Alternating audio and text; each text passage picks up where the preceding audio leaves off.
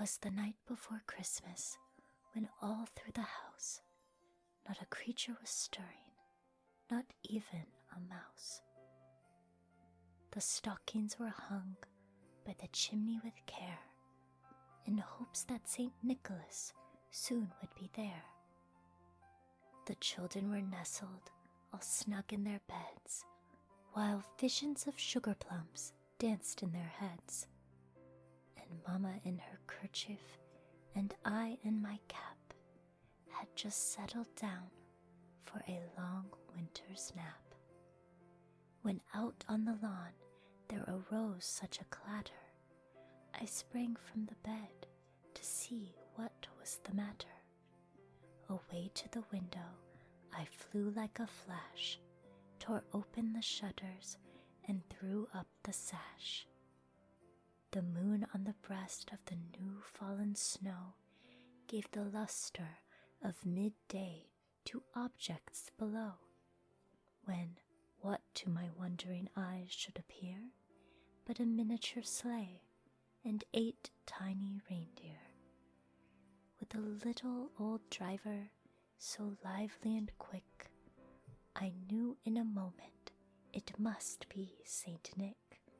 More rapid than eagles his coursers they came, and he whistled and shouted and called them by name. Now Dasher, now Dancer, now Prancer and Vixen, on Comet, on Cupid, on Donner and Blitzen, to the top of the porch, to the top of the wall, now dash away, dash away, dash away all. As dry leaves that before the wild hurricane fly, when they meet with an obstacle mount to the sky, so up to the housetop the coursers they flew, with the sleigh full of toys, and Saint Nicholas too. And then, in a twinkling, I heard on the roof the prancing and pawing of each little hoof. As I drew in my hand and was turning around, down the chimney St. Nicholas came with a bound.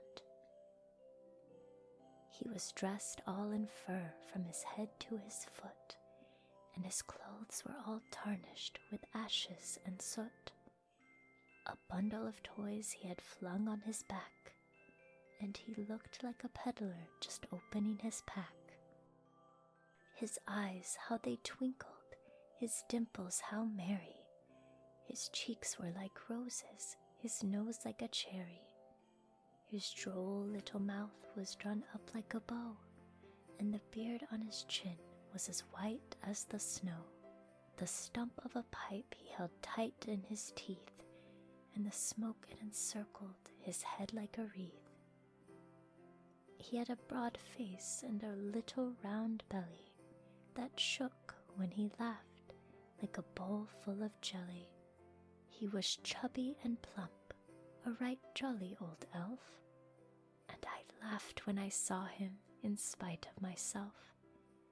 A wink of his eye and a twist of his head soon gave me to know I had nothing to dread. He spoke not a word, but went straight to his work. He filled all the stockings, then turned with a jerk, and laying his finger aside of his nose, and giving a nod, up the chimney he rose. He sprang to his sleigh, to his team gave a whistle, and away they all flew, like the down of a thistle. But I heard him exclaim, ere he drove out of sight, Happy Christmas to all, and to all a good